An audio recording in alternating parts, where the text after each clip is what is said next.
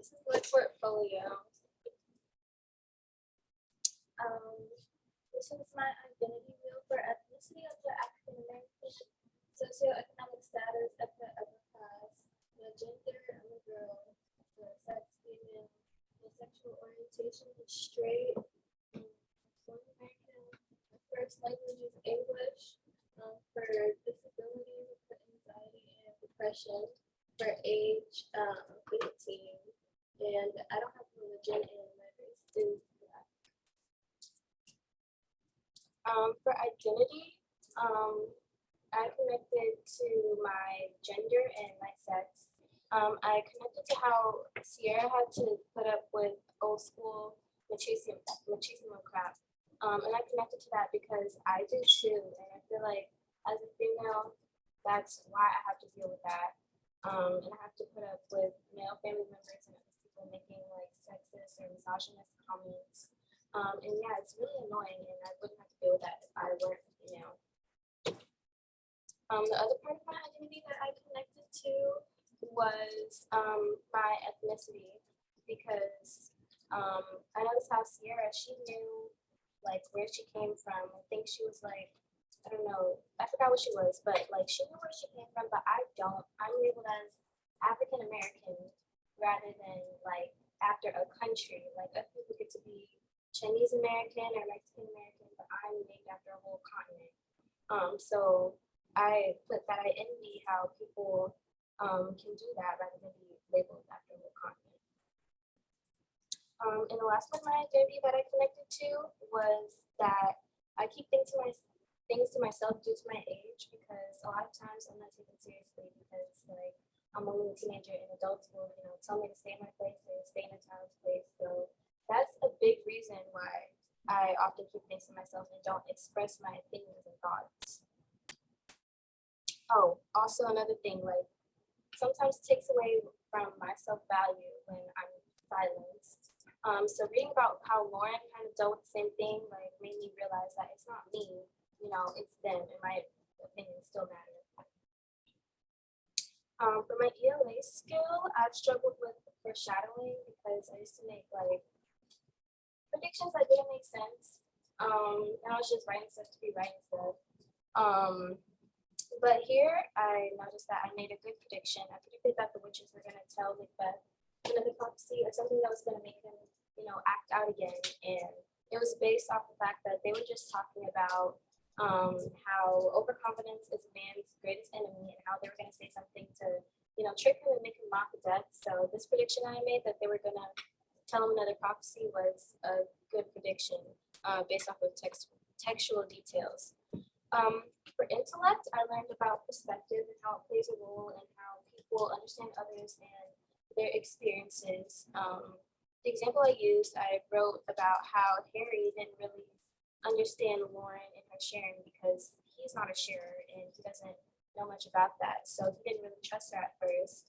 And he didn't get like how she had to kill people because she's a sharer. So that really enriched my knowledge about how big of a role perspective plays and how people understand one another. For criticality, I use the same example because I feel like this example with Tracy Dunn was a good example of how power, equity, and oppression are all related and how they can impact anyone.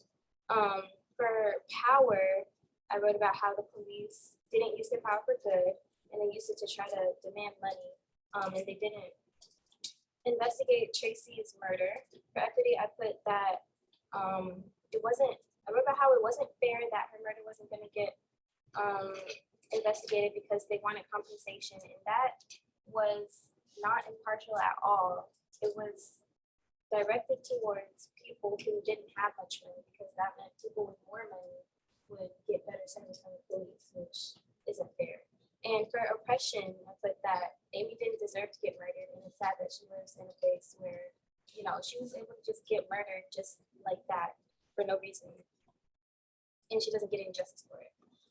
The assignment that I'm most proud of is still my week 4 writing assignment, because I feel like that's the first time I did well on a writing assignment, and I really like the way that I structured it, and I love the way that each of my premise statements connected to a designated part of the claim, and it made it really easy for me to like map out my essay better. And I just feel like it showed how much growth I made in a short period of time. Another assignment that I didn't put on here or mention, I'm proud of my Lady Macbeth PPA that we just did, because at first I think I got like a C or something on it. I got a low grade. And then at first I wasn't gonna revise it, but then I decided like why not try to revise it, because I don't usually do the revisions. So this time I did, and my grade actually improved by quite a bit. So I was really proud of that, because also it took me like 20 minutes and it made my grade raise a lot. So I was proud of that too. The assignment that needs the most improvement is my week one writing assignment, because it was really bad. I barely answered the prompt. I didn't answer it correctly. I didn't really understand it. There was no structure to it. I was just writing stuff. I didn't include evidence, but it was not structured very well at all. It was just all over the place, and it wasn't even an essay really. It was just like a little paragraph.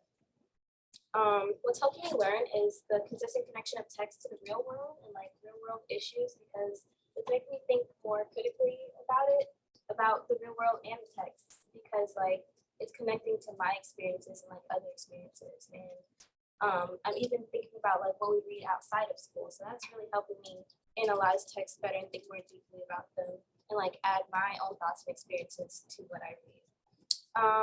I use my feedback to increase the amount of effort I'm putting into my work. So the examples I used were from my annotations. This first example was from like Act 1 of Macbeth, and it showed that I was writing stuff just to be writing stuff. I just put, I identified this as a simile. I didn't put how like it enriched my reading, or how it connected to text or anything. I just put like this is a simile, and it showed that I was just doing the annotations just to get them done. And then here, I didn't write anything, but I wrote how I drew a line between Black and evil to highlight how Black is often associated with evil. And it wasn't one of the annotations that we had to do, but it showed that I was actually thinking deeply about the text and constantly analyzing it and trying to make connections. And I was going beyond what we had to do with just the annotations. My goals are to obviously put more effort. I'll use my feedback to continue like putting more effort into my work, and stop procrastinating. But my first goal for sophomore year is to get a 90% or higher on at least 85% of my assignments. I feel like that's measurable. I can regulate that pretty well. I also want my English grade to be an A for every single quarter. I'm pretty sure I got a B like 1 or 2 quarters this year. And to challenge myself more as a writer, because I know on most of my assignments that I've done this year, I could have done a lot better. Like even on assignments that I've gotten good grades on, I knew that while doing it, I kind of did the bare minimum, or what's the bare minimum to me, and I could have done a lot better. And what I've learned about myself was like how capable I am, and that I'm very capable of doing really well, and that I just have to try, and that I'm my own worst enemy, because when I don't do well, it's because I didn't try and not because I can't. So moving forward, I'm gonna continue to put my best foot forward and push myself even more. And that's it. What are glows and grows for Harriet?